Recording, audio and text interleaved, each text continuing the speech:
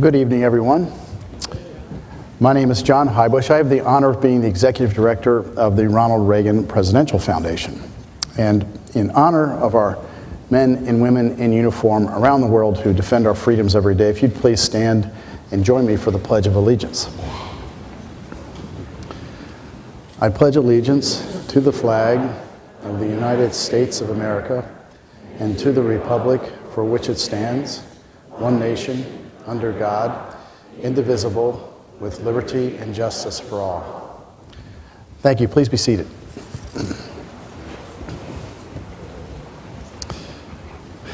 Before we get started, I'd like to take just a moment to recognize a couple of special guests we have with us tonight. And I'll begin with our Ventura City Council member, James Monahan. James, there you are. Great to have you here.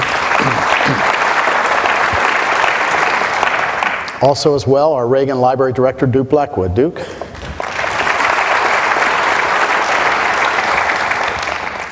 Well, I think it's safe to say that regardless of where you fit on the political spectrum, whether you consider yourself a conservative Republican or a liberal Democrat, probably not a lot of those here,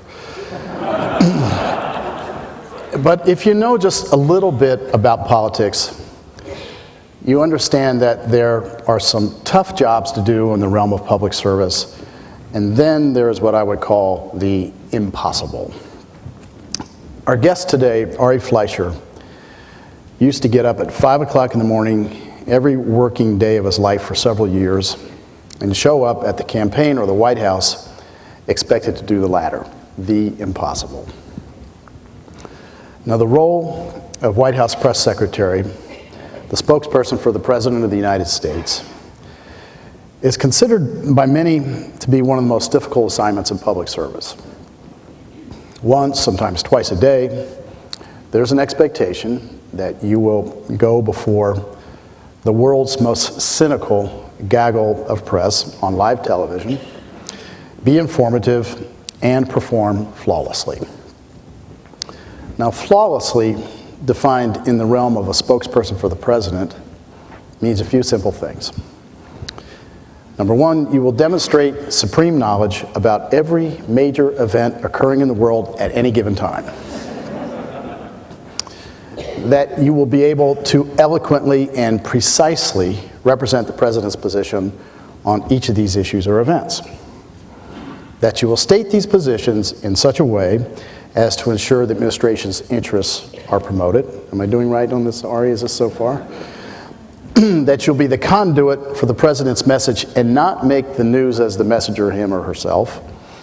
And finally, that you will, no matter what, even on the most sensitive of issues, always tell the truth. Not easy. So it's the big leagues.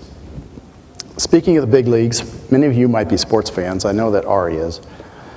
He's had a lifelong love of baseball and represented some of the most famous names in sports since he left the White House in 2003.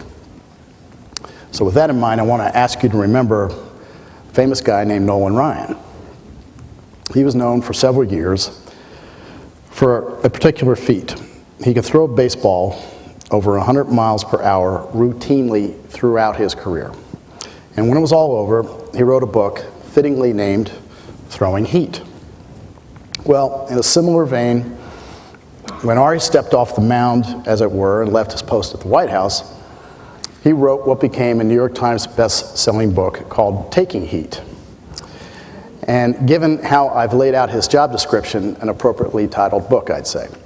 So imagine if you're Ari, you're standing in front of a national press corps each day, having to deal with hardballs humming across the plate, ranging from the historic recount for the 2000 presidential election, the attack on our country during 9/11, the run-up to the war in Iraq, the quest to overthrow the regime of Saddam Hussein, and the anthrax attack on our nation's citizens. These are just a handful of the issues that Ari had to deal with as White House press secretary, some of which I'm sure we might hear more this evening. So Ari comes to us today fresh from his assignment as one of 5 members of the Republican National Committee's Growth and Opportunity Project, where he made yet another contribution to his party. His views on the party and what it must do right to right itself and begin winning national elections again are all over the news this week. So, ladies and gentlemen, let me introduce to you one of the most respected voices in politics, sports, and the world of media relations today. Please join me in giving a warm welcome to Mr. Ari Fleischer.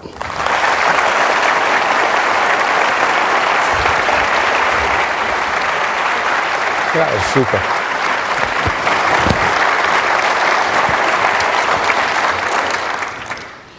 Well, good evening. A few years ago, I used to spend many of my evenings, all my mornings and all my afternoons, surrounded by the White House press corps, standing at a podium that looked an awful lot like this, assuming the position of a human piñata. So believe me, it's a pleasure to be with you tonight. John, thank you very much for the introduction, for almost all of the introduction. The memories of what it's like to, on a daily basis, brief the press, get up at 5 o'clock in the morning. I'm doing my best to try to avoid all those memories. And as for those hardballs, I assure you, they never came across the plate. They were always high and inside. But thank you to all of you for gathering. This is an inspiring place for me. This is my second trip here. But for so much of it, to me, it feels like I've come home. I've come home to pay honor to the man who inspired me, to the president who helped change my life, who helped change my thinking, and especially the president who, as a young man, growing up in a very democratic family in the post-Vietnam, post-Watergate era, a young man who learned how to love his country because Ronald Reagan did. A young man at the time of America where after Vietnam and after Watergate, it wasn't what people did to proudly say, God bless the USA, and I love my country. This was not the mindset where I was raised. It wasn't the mindset where I went to college. It became my mindset in college because of Ronald Reagan. Ronald Reagan inspired me. Ronald Reagan instilled in me the most abiding values, the values of love of country, patriotism, and always, always optimism. So taking that tour today, for me, was just the most warm, wonderful feeling. And John, thank you. Thank you to you and to everybody at the library who has made this place such a wonderful, stirring, special, special place. I also want to take a moment and thank, is my friend Dale Petrosky here? I understood Dale was going to be here. Dale was a deputy press secretary for President Reagan, and I heard a rumor he was going to be here. So Dale, if you're out there somewhere, it's great to not see you, or see you, whatever the case may be. But as I just alluded to, I have a story I want to tell you. And even though this is not a partisan event, it's not a political event, and it certainly isn't a religious event, I came here to make a confession. Because before I moved to Washington, D.C. to begin my career in 1983 on Capitol Hill, where I was a press secretary for 3 congressmen, for 1 senator, and then the President of the United States, Republicans all, I was raised as a liberal Democrat. My parents to this day are proud, principled Democrats who were horrified that I left the Democratic Party and went to work for George W. Bush. In fact, when I left the White House in the summer of 2003, my mother did an interview with our local little newspaper in a suburb of New York, and they asked her what she thought about my leaving President Bush, my leaving the White House, my becoming a Republican, and she said that she hoped that this was a phase I was going through and that I would grow out of it. My father, not to be outdone, my father said to the same little local paper that if his son was going to rebel, it's better I became a Republican than a drug dealer, but not by much. These are the values with which I was raised. I arrived at Vermont's Middlebury College in the fall of 1978, a proud liberal Democrat. 4 years later, thanks to Jimmy Carter, I graduated a conservative Democrat. And as a result of President Reagan, I changed parties right after I graduated, mostly because of the president's views on peace through strength. And also, I got my first job after I graduated and started to pay taxes. But if you think about it, that makes me the only person in the history of the state of Vermont to enter it a liberal and leave it a conservative.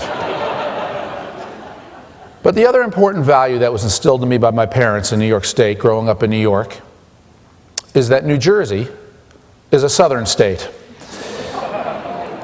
So imagine how I felt in 1999 when I received an offer from Governor George W. Bush to leave Washington and move to Austin, Texas to become spokesman for his presidential campaign. I moved to Texas, I got there, and I arrived there with the same name that I have now, Ari. I introduced myself to Texans, I said, hello, my name is Ari, and they looked at me and they said, Ari, is that R period, E period?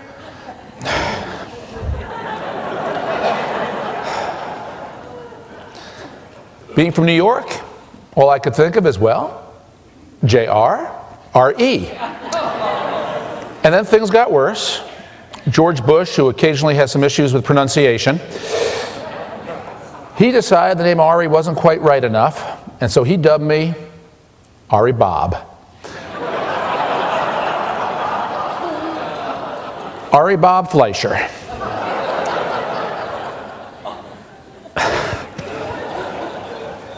And if you thought it was hard to go home to your liberal parents in New York State and say that I am no longer a Democrat, I am a Republican, you have no idea how hard it was to go home and say, you named me wrong, my name is now Ari Bob.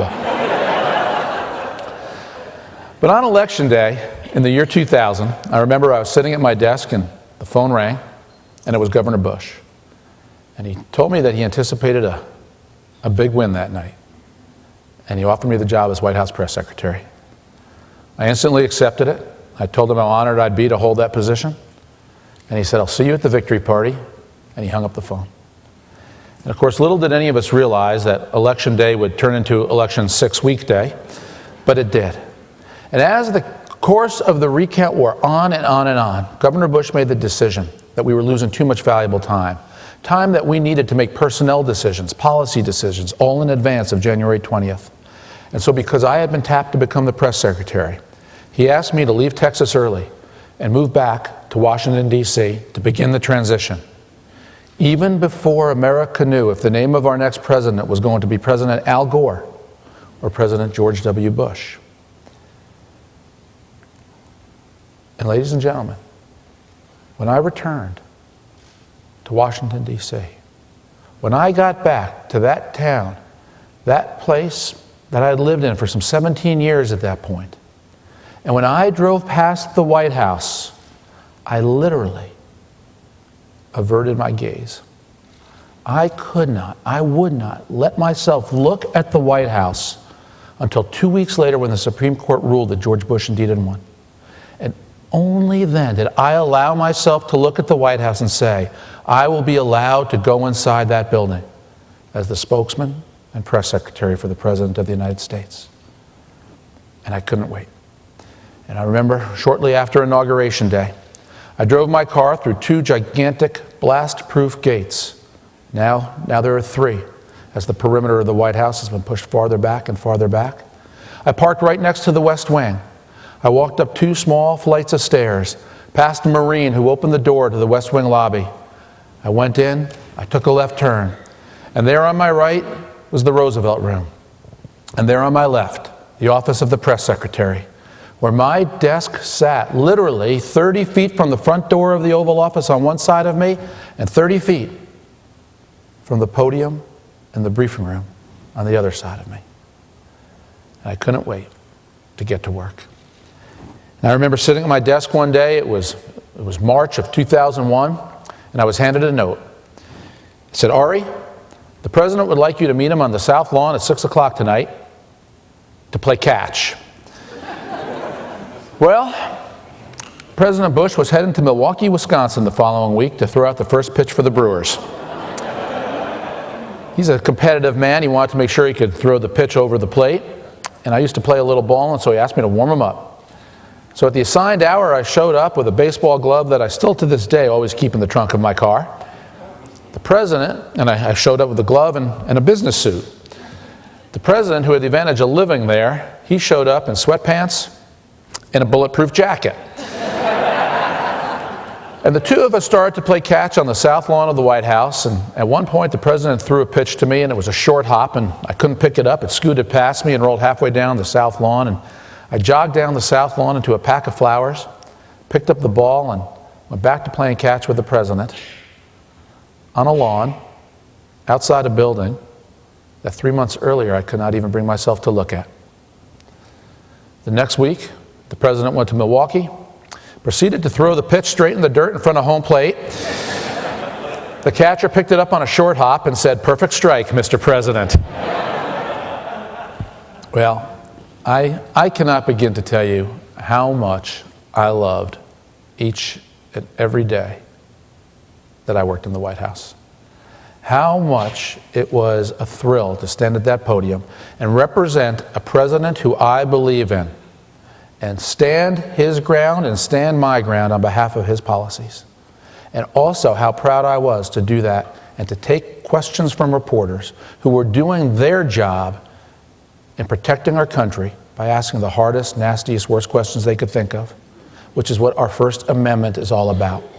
That is the definition of being the White House press secretary. You stand between the two. You work for the president. You do your best to help the press corps as you represent the president. And it is your job to take those hard questions, because it is the press's responsibility and job to ask them. I viewed that job as press secretary as the most intellectually stimulating, the most wonderful, exciting, most marvelous job I could ever hold. And simultaneously, I viewed it as the most grinding, difficult, hardest, most pressure-filled job I could ever hold. And I thrived on it. I loved being where the front page news was going to be made before it was made. And when things got worse, when things got the most tense, don't ask me how or why, that's when I became the most calm. It was the most wonderful burnout job anybody could ever have. And when I think back and I look at what I was able to do or see in the time that I was there, the events of history that I was a first-hand witness to, this is what I will always take with me when I think back about the White House. For in this job, I twice got to meet Pope John Paul II. I once got to meet Shaquille O'Neal. In this job, I traveled everywhere with the president, which meant I was with him all the time on Air Force One, on Marine One. And not that there was anything wrong with my United flight into LAX, but I miss Air Force One. We're never, not even on a rainy Friday in New York, did I ever hear the words, "We're number 17 for takeoff." But because I traveled with the president everywhere he went, I was with him all day on September 11th. From the moment we pulled into that schoolroom, the elementary school in Sarasota, Florida, to the moment that the second tower was hit. And along the way back to Air Force One in the motorcade when the third plane hit the Pentagon. And then aboard Air Force One, instead of going into my staff cabin, onto my seat on Air Force One, I went straight into the president's cabin, where I glued myself to the president's side for the entirety of the day and did nothing but take notes on everything the president did and said on that day. And then, 3 days later, on the most emotional day I had at the White House, I went home. On September 14th, I accompanied the president to the city where I was born, to New York City, where I stood in a pile underneath two buildings that used to be 110 stories high that had been reduced to some 7 stories of melted steel and ash beneath my feet. And 1 hour later, I went to a meeting that was supposed to last for 45 minutes, that lasted instead for 3 hours at the Jacob Javits Center on Manhattan's West Side, where some 200 family members gathered. Family members whose husbands and wives, sons and daughters, moms and dads were missing 3 days after the attack on our country. And every soul in that room believed that their loved one would come out alive. And I remember one woman came up to me. She told me that her brother was a Marine. And if anybody knew how to survive, she said, it was her brother. And sadly, not one soul, not one relative of these good people came out alive 3 days after the attack on our country. And I tell you this because when you are in service to this country, in the White House, in any White House, regardless of what party is in the White House, you see the fabric that makes America strong. You see the events that can tear us apart and the events that bring us together. But from my experience, what I learned and what I saw was that we are one country and one people. No matter what the temporary political divides of the day, the fabric that holds us together as one people is so much stronger than anything that temporarily can pull us apart. I went to China and stood on the Great Wall of China with the President of the United States. I went to the back rooms of the Kremlin for meetings with President Putin in service at the White House. And I went to Normandy, France, and stood at a cemetery on a beach in Normandy on America's Memorial Day to pay honor and say thank you to those who gave their lives so we could be free. This is the story of America. This is what inspired me to public life and public office, thanks to Ronald Reagan, who put me on that path. And now it's the time of others who have followed Ronald Reagan into office to do their best for our country.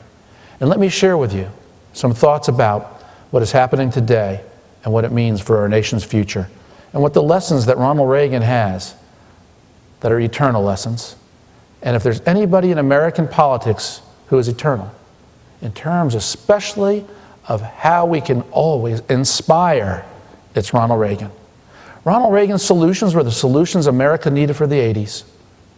I think Ronald Reagan would be the first person to say that in 2013, it's okay to have different policy solutions for the issues that confront America, because he was always young at heart and young of mind.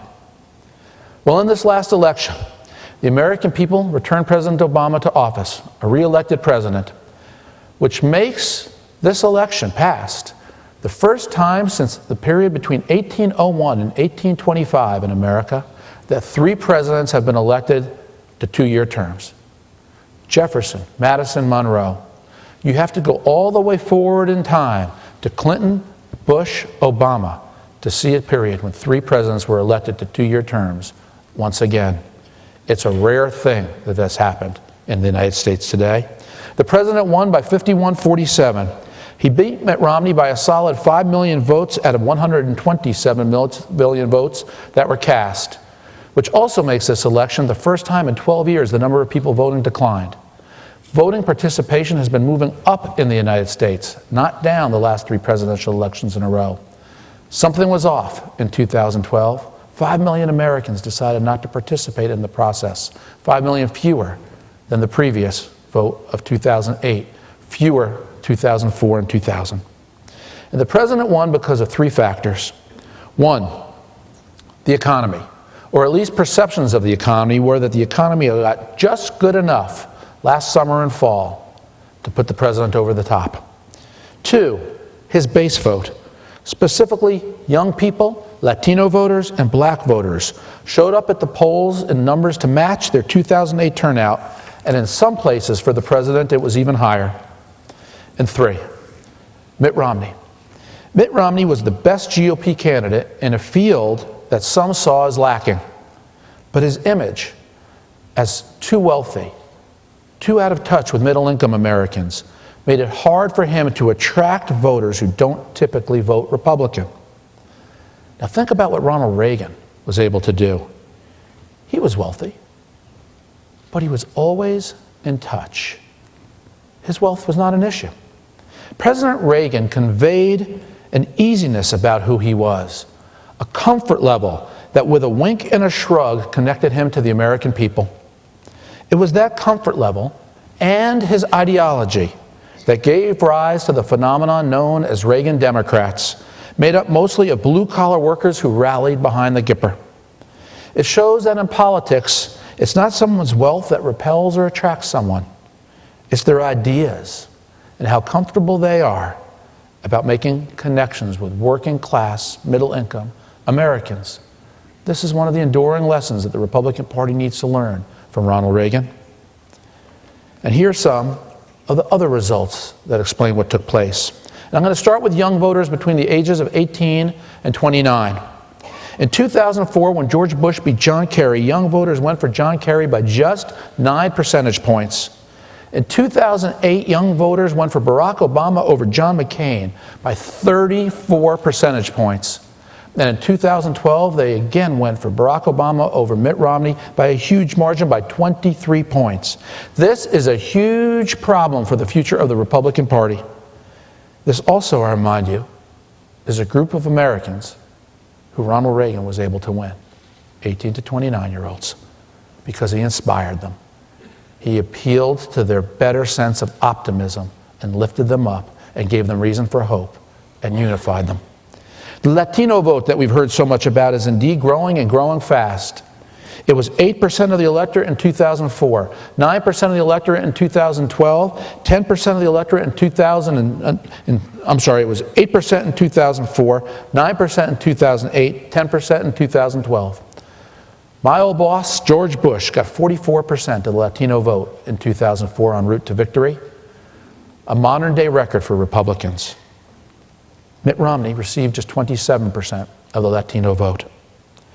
And the black vote, a group I thought would not turn out in 2012 in the same way they turned out in 2008, when President Obama, candidate Obama, was so exciting and so new on the scene, giving immense justifiable pride to black Americans who thought, how wonderful is this? And for so many other wonderful Americans who thought, how wonderful is it that we can have, as the United States, a black president?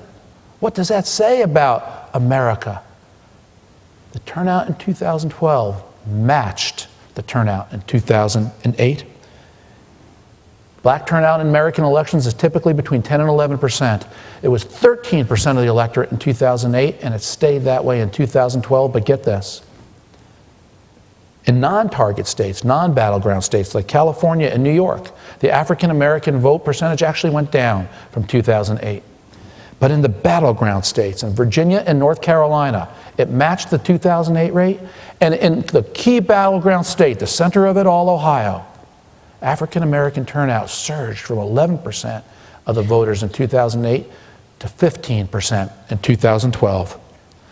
The bottom line, the president got his voters to the polls, and that's how you win. But let's talk a little bit about the Republican side. Because especially in non-presidential years, there is plenty of room for a bright, bright Republican future. The most important fact for Republicans to remember is that America is still a right-of-center country. 35% of Americans tell pollsters that they are conservative. Only 25% identify as liberal.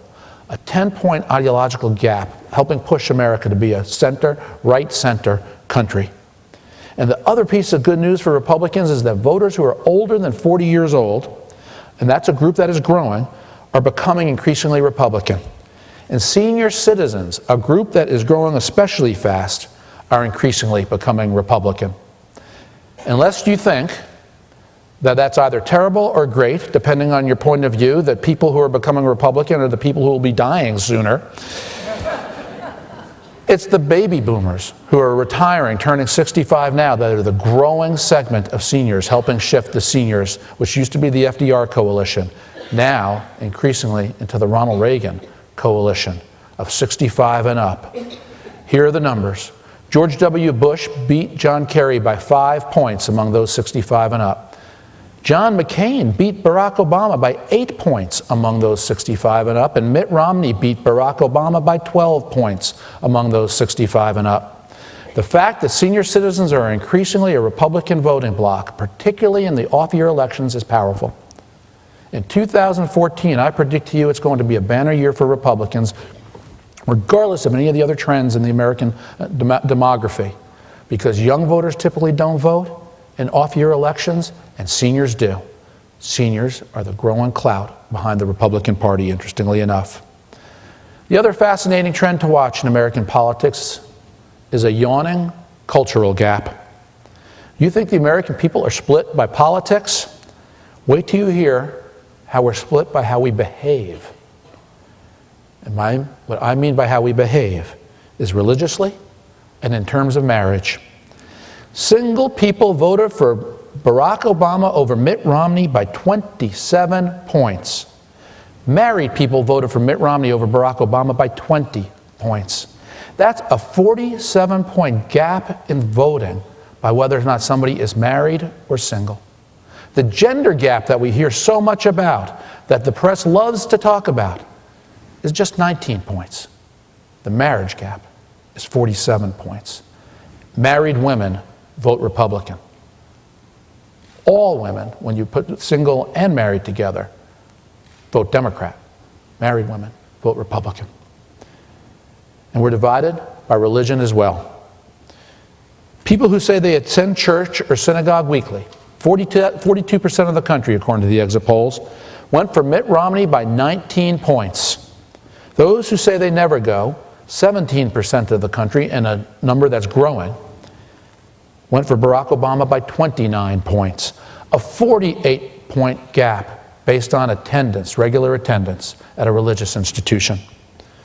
So not only can we no longer talk to our friends and family about politics, but we should no longer talk to them about religion or marriage. The only safe topic left in America to talk to family and friends about is sports. Now, yesterday in Washington, as John said, I was part of a group of 5 Republicans that released a report on what the Republicans need to do next to win. We have, after all, lost the popular vote in 5 of the last 6 presidential elections. Before that, Democrats had lost the last 5 of 6 presidential elections. And Bill Clinton figured it out and helped engineer change inside the factional, labor-oriented, liberal-oriented Democratic Party and steered America on a different course. Republicans today are a tale of 2 parties. One of them, the gubernatorial wing, is growing and successful. The other, the federal wing, is increasingly marginalizing itself. And unless changes are made, it's going to be increasingly difficult for Republicans to take the White House in the near future. Much of what the Republicans are doing today on the federal level is not working beyond the core of the party. We have become expert in the art of ideological self-reinforcement. But devastatingly, Republicans have lost the ability to persuade others who may not always think like a Republican to join our cause. Something that Ronald Reagan excelled at. That inviting, opening, welcoming sense of conservatism that he exuded. Why else would so many blue-collar Democrats proudly call themselves Reagan Democrats? It was because of how Ronald Reagan brought that joie de vivre into politicking, campaigning, and ideology. And as Ronald Reagan did, we need to make the Republican Party a party whose brand of conservatism inspires and invites new people to join us. We must remain America's conservative party, the party that is the alternative to big government, redistribution to extremes liberalism, while building a route into our party that a non-traditional Republican will be open to traveling. Our standards should not be universal purity. It should be what Ronald Reagan created, a welcoming conservatism in which someone who disagrees with you 20% of the time is not your 100% enemy, they're your 80% friend. Our policies Republican policies must lead people to a better life through a thriving private sector that works for the middle class that struggles mightily to make it every day in America. And we need to campaign among Hispanic voters, black voters, Asian voters, and gay voters, and ask for their vote and listen to them. If we believe, as I do, that our conservative policies are the best policies to help lift somebody who's struggling out of poverty, to help them to make it in America, to take someone who is lower income and help them to become middle income, then with pride we should be able to go to everybody of all walks of life in America and explain who we are and what we believe, because we believe in our hearts that it is the best to help one and all. That's the inviting, open, comfortable, confident, connect with everybody conservatism that our Republican Party needs to get back in the business of doing. We need to embrace and champion comprehensive immigration reform. I'm the son of an immigrant. My mother came to this country. She came here to work, as her father came here. Her father came here to work and to be free, to escape tyranny. And they were welcomed into this country.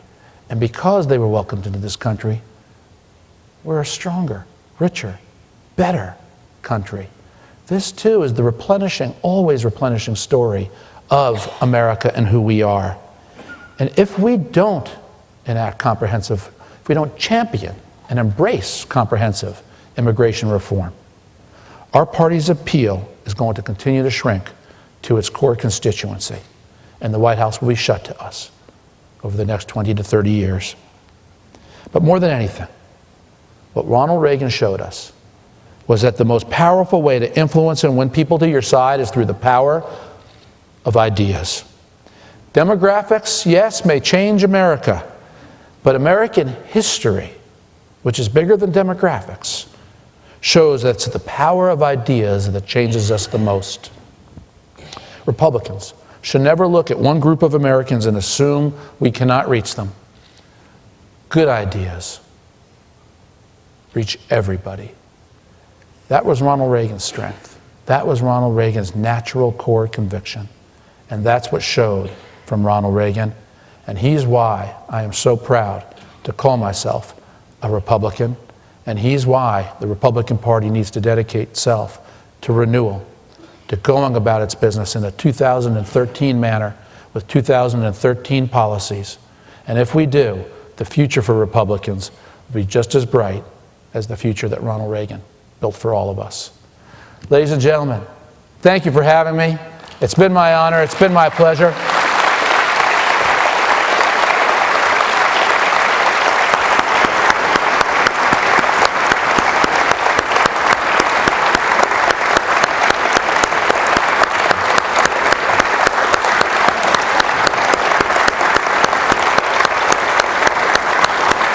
And I understand we have time for some questions, so maybe in honor of an old White House tradition, if there's anybody in here named Helen, you get the first question. Yes, Helen. If I could ask you to grab the microphone. Anyone who does have a question for Ari is happy to take it, obviously, but if you could speak to the microphone, introduce yourself. And my name is Bob Jennison. You can call me Henno, if you like. Okay. Call you Bob. Yeah. Bobo. You were with the president on 9/11, and you'd been with him for approximately a year before that. Did you see any big change in him on that day that you had not seen in that man before? You know, I got asked that question all the time after September 11th, and I would go to the president, I'd say, Mr. President, the press is asking how you've changed. And the president would look at me, he'd say, another goo-goo question. And I don't mean to say that about your question, even though I guess I just did. But, you know, what I learned watching the president on September 11th, and certainly I think this is what he would have said, is you either have it in you or you don't to be a leader. What you never know is when a crisis is going to arrive. And when the crisis arrives, that's your moment of testing.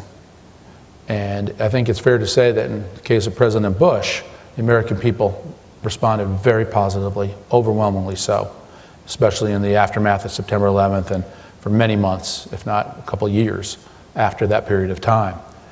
You just, as a leader, you have to be prepared, at the White House especially, for any contingency, and then people read you. I think you can look at President Obama's approach, for example, on the sequester. The warnings of dire consequences, everything is going to go wrong, as opposed to the more, John and I were talking about this earlier, I don't think Ronald Reagan would have done that. I think Ronald Reagan would have inspired people to fix our problems and not scare the American people about our problems. So I do not think that it changed him. I think it tested him in a way that I hope no other president has to get tested. Alistair, back here. Hi, I'm Mitch Flock. I wanted to ask you, what do you think about the groups that vote Democratic, and how can they earn our support? Do we need any new policies? Great question, Mitch, and I think that gets right to the future of the Republican Party. First of all, having been raised in a Democratic family, I have tremendous respect for the other side. That's my point about the moral fabric of our country. We are one country, even if we have ideological differences, and we settle them by going public with them. And it's noisy, it's messy, and that's America.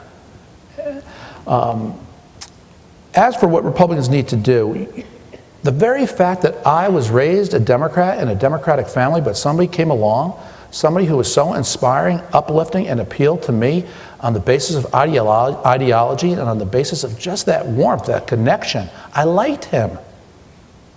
Made me a Republican.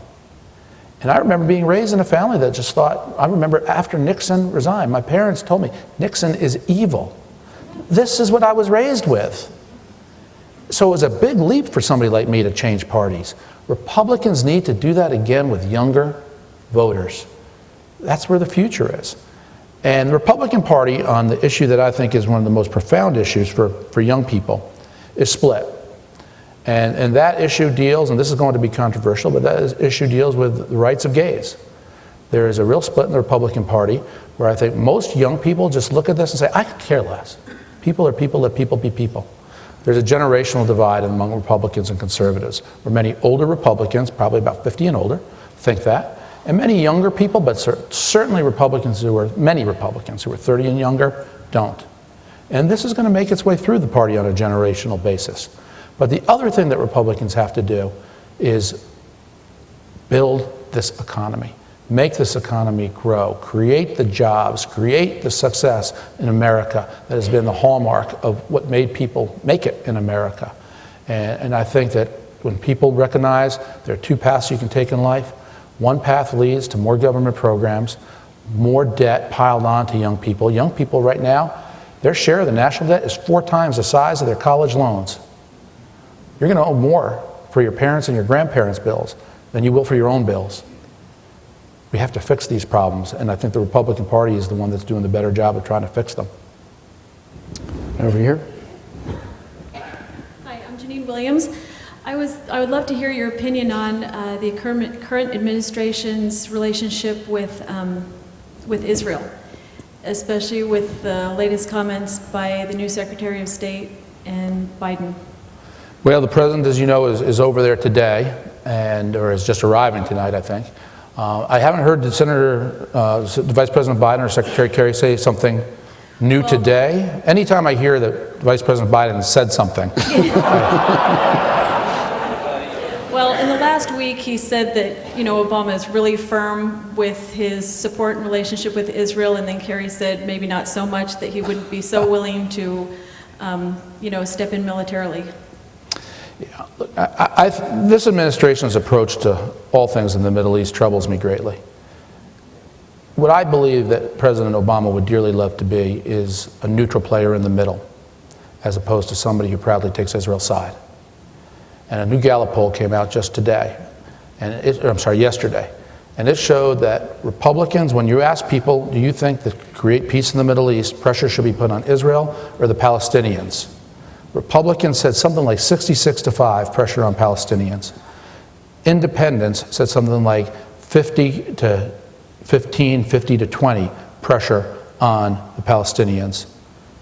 Democrats said 34 pressure on the Palestinians, 38% pressure on Israel. The grassroots of the Democratic Party have shifted away from America's historical, strong, bipartisan support of Israel.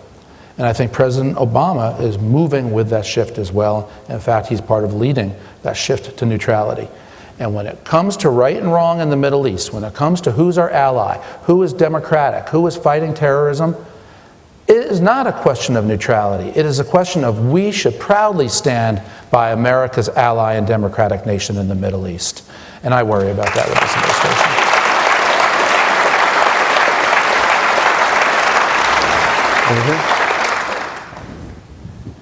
Larry Barberine, thank you, and good job on MedVed today, as usual.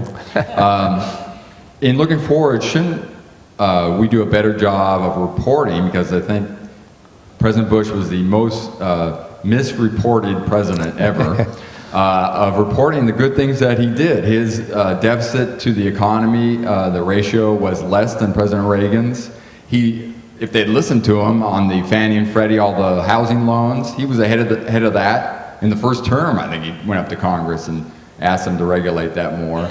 And all the other things, security, pro-Israel, the tax cuts, all these things. Shouldn't we do a better job of looking back and reporting that, so that a lot of people have, for instance, blame President Bush more for the bad economy than President Obama, amazingly?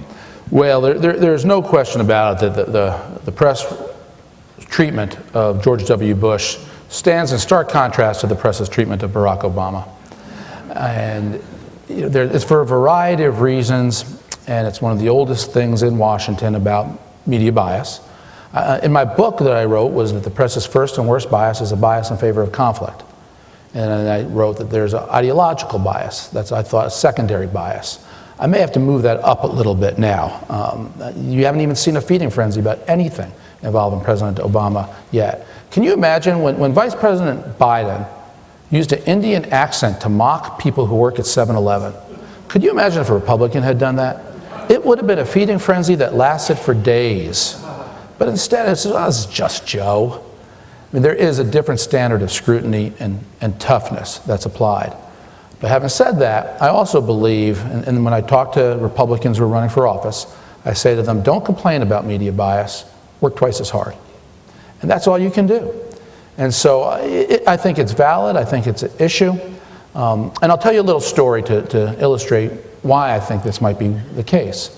In 1997, I was working on Capitol Hill, and Columbia Journalism School sent a group of 12 journalists down to Washington for a week-long training program on what happens in Washington, how reporters cover news, how sources talk about news. And it was one of these great on-the-ground training programs for a week for these students.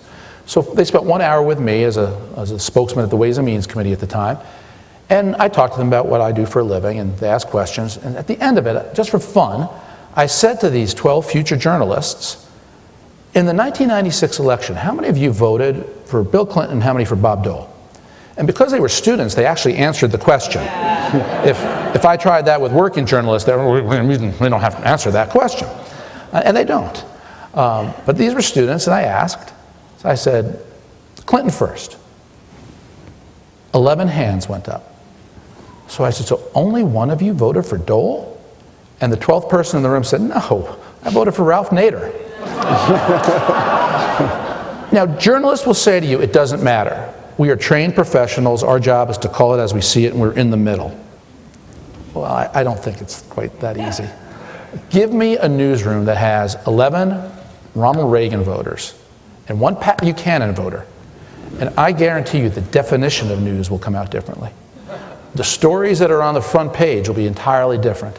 And the story that I think you would see most prominently on the front page, if the type of people who wanted to go to J school were 11 Ronald Reagan voters and 1 Pat Buchanan voter, the first most prominent thing you would see that you don't really see much of now is something that's invisible, and it's Adam Smith's hand.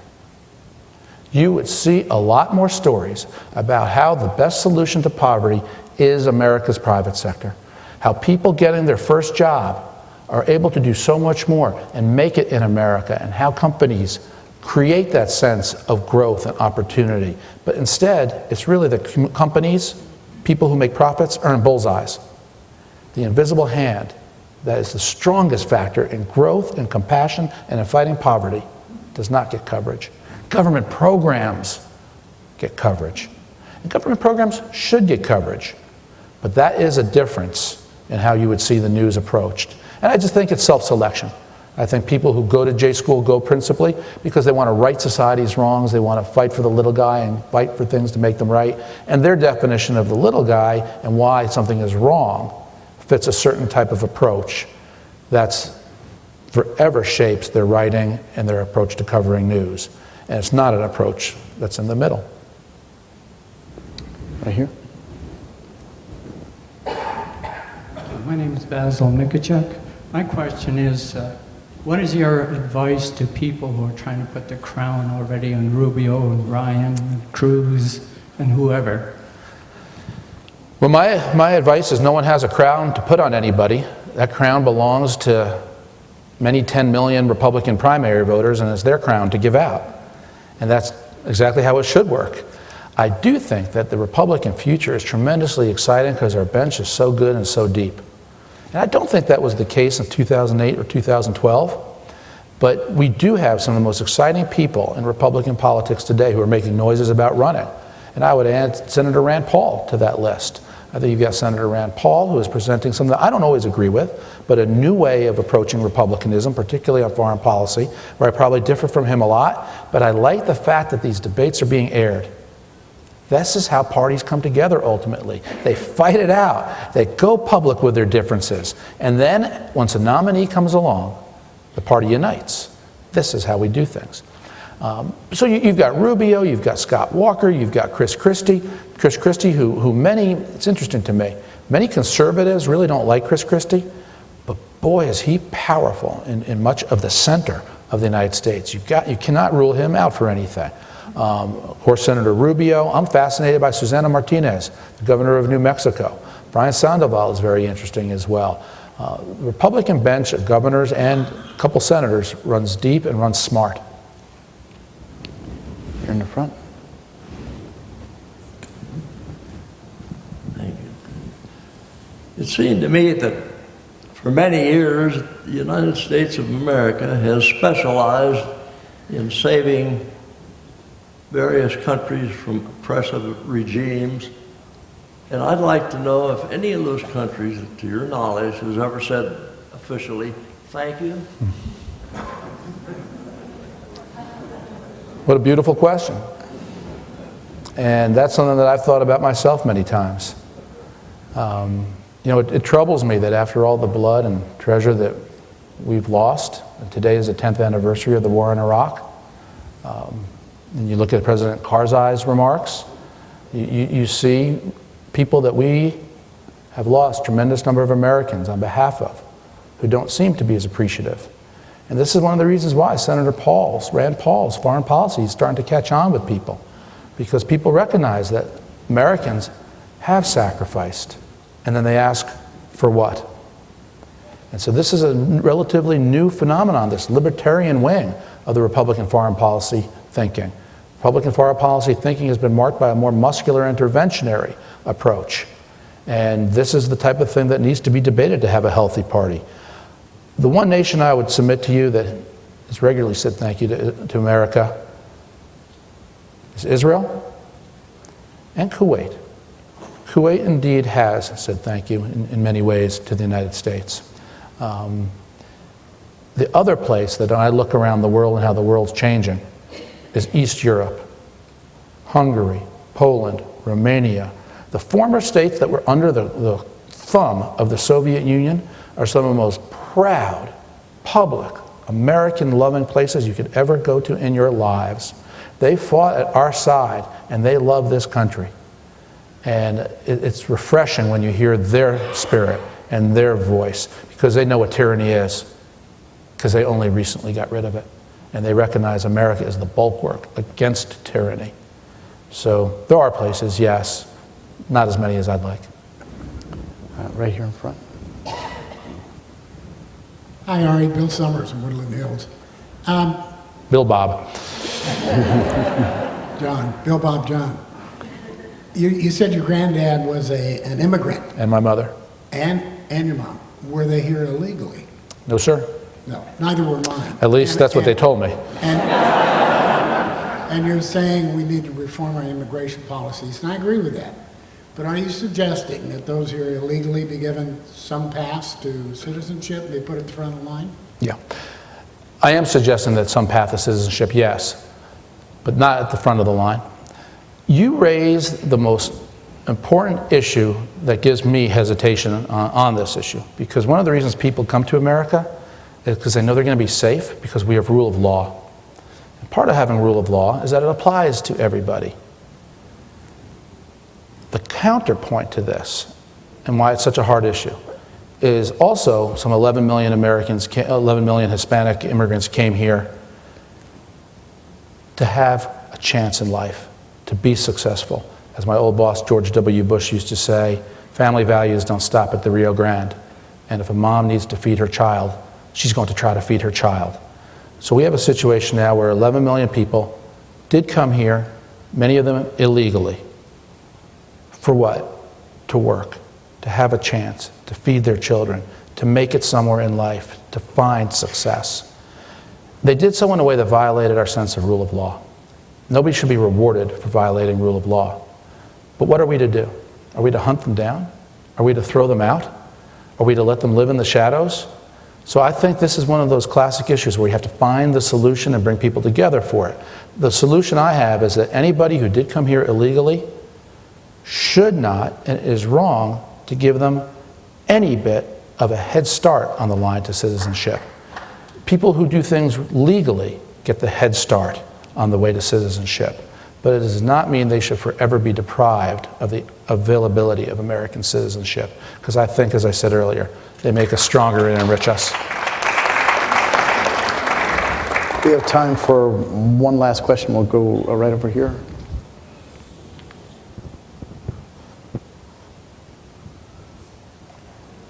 Hi, my name's Matthew Thomas. I want to thank you for mentioning the topic of gays when you were talking to a question that my friend had over here. I agree with you on that. But the other image that's holding the party back is wealth. And you mentioned... I'm for it. Well, well sure. Obviously. For everybody. I'm sure we have a house of great wealth here, but what I want to touch on is that the perception of it. Yeah. No. And there's nothing wrong with it, of course. But the question is, you mentioned that Reagan had wealth. He didn't have $250 million from venture capital. And not that I'm saying... If he did, he would get named Treasury Secretary, even though it's not quite 250. But what I want to ask, though, is how would you change the image of the party when the policies so blatantly favor the wealthy? Not that I'm saying there's anything wrong with it, but it can easily be skewed that way. Okay. It's actually a very fair and important question, because Jack Kemp used to say that people don't care what you know until they know that you care. And the perception that the Republican Party is the party of the wealthy helps create the impression that Republicans don't care. But as with Ronald Reagan, it's not a question of what you have that makes people think you care or don't care. It's how you act, what you believe in, and whether you can make that natural connection, because it is innate and natural. And that was one of the issues that Mitt Romney always struggled with.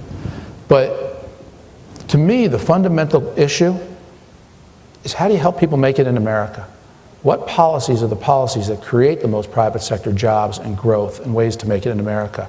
And it's no mistake that 8 of the 10 states with the lowest unemployment have Republican governors, because they're creating an environment so that people can get hired, and that's so people can make money and climb the economic ladder of life. And when I was younger, when I was your age, when I remember my first job out of college, I was making, I think it was $12,000 a year. And I was raised in a very working class home by my parents, and my father had to work very hard every day. He lost his job when I was in college, and there was a possibility that I was going to have to get dropped, leave college as a result of it. But I was always grateful for anybody who ever hired me. I always recognized something. Everybody who hired me made more money than I did. And I never resented it. I never questioned it and thought their heart wasn't in the right place. I appreciated the fact that they were willing to hire me. And I knew that the only reason I could get hired is because somebody else was successful. And this is what creates economic growth. This is the engine. This is the goose, the golden goose of a free society that creates other geese everywhere. And that's something we can never forget, because if we always turn to the government to do it for us, we'll never be successful about how we do our business. And that would turn all the government's safety net programs into a trap instead of a trampoline. And that's one of the objections I had and why I left the Democratic Party. I didn't think that was the right solution either. So wealth in and of itself should not be a disqualifier. Failing to connect with the average everyday needs of people who are struggling should be. Great, we're about out of time, but Ari, we cannot thank you enough. Thank you, ladies and gentlemen. Thank you very much. It's been my honor.